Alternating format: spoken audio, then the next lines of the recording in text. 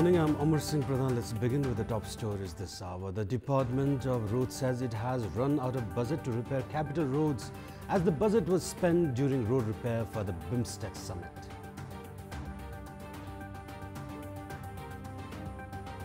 Sri Lankan President Maithripala Sirisena dissolves the parliament. The decision would trigger a general election coming January. Ousted PM says move unconstitutional. And India kicks off the Women's T20 World Cup campaign with a resounding victory over New Zealand. Aussies too good for Pakistan. Majority of the roads in the capital are unsafe for daily commute due to potholes and damaged surfaces. The Department of Road, however, has said that it was not able to repair the roads anytime soon, citing that the budget allocated for the roads repair was spent during the BIMSTEC summit.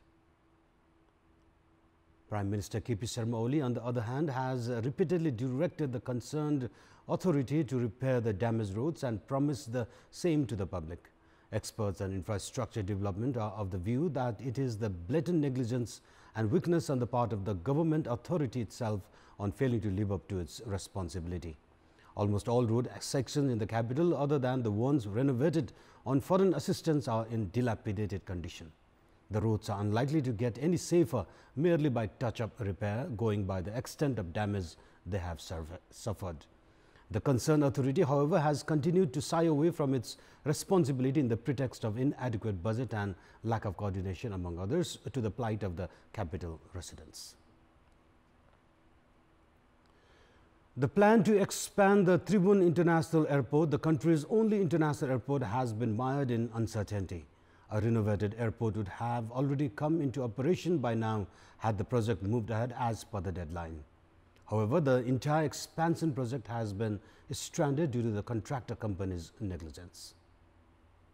The project worth 10 billion rupees was initially handed over to the Spanish contractor company San Jose, which left the project completing only 17% of the works. The Civil Aviation Authority then recontracted the project by dividing it into 3 different areas, but it didn't help the cause.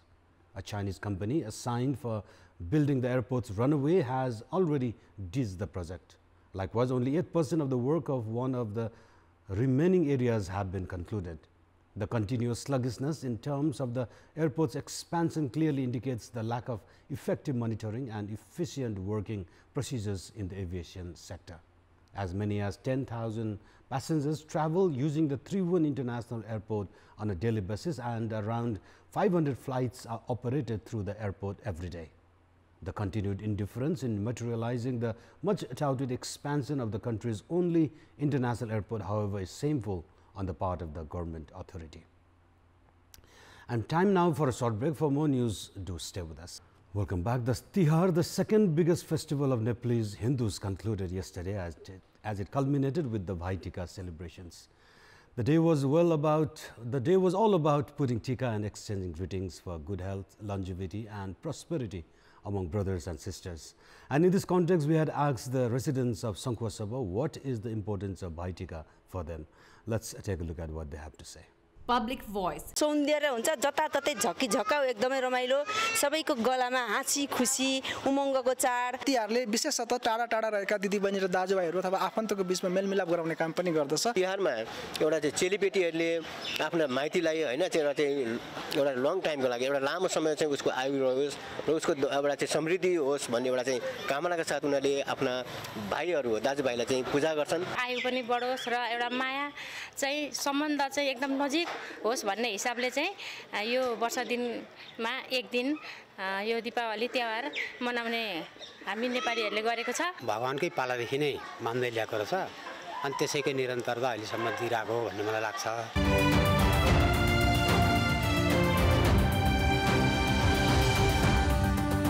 And it's now time for our segment Public Pulse, where it texts us with their opinion.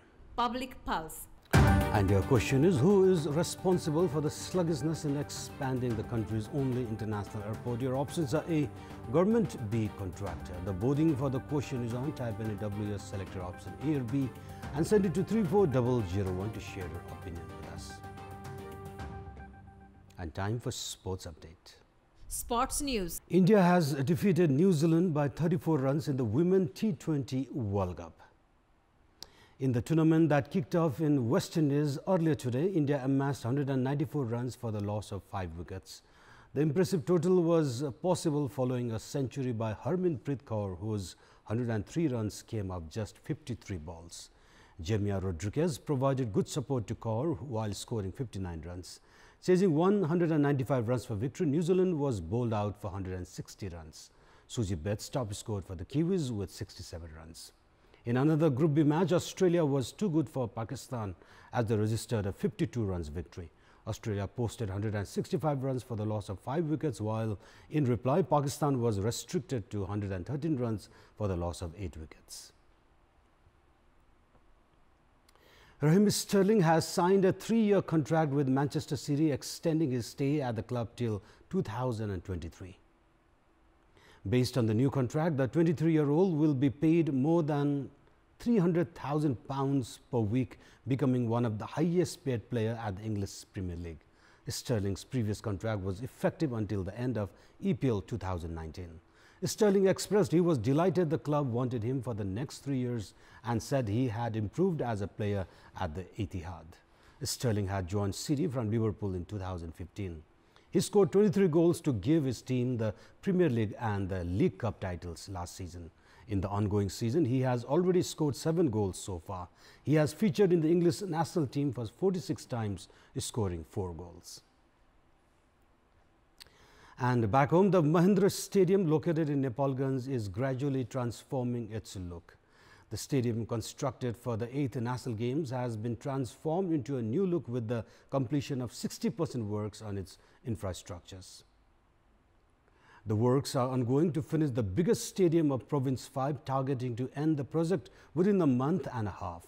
Going by the speed of the work, many sports enthusiasts are convinced that the 8th National Games would be held in Nepalganj itself. The government has so far spent 5 million rupees for the construction on this stadium. The Sports Development Committee has asked for an additional 65 million rupees from the Finance Ministry to complete the project. And before we wrap up this morning bulletin, here's a look at the top stories one more time. The Department of Roads says it has run out of budget to repair capital roads as the budget was spent during road repair for the BIMSTEC summit. Sri Lankan President Maithripala Sirisena dissolves parliament. The decision would trigger a general election coming January. Ousted PM says move unconstitutional. And India kicks off the Women's T20 World Cup campaign with a resounding victory over New Zealand. Aussies are too good for Pakistan. And those were our latest headlines. Stay with us for more news and entertainment on KTVSD. Good day.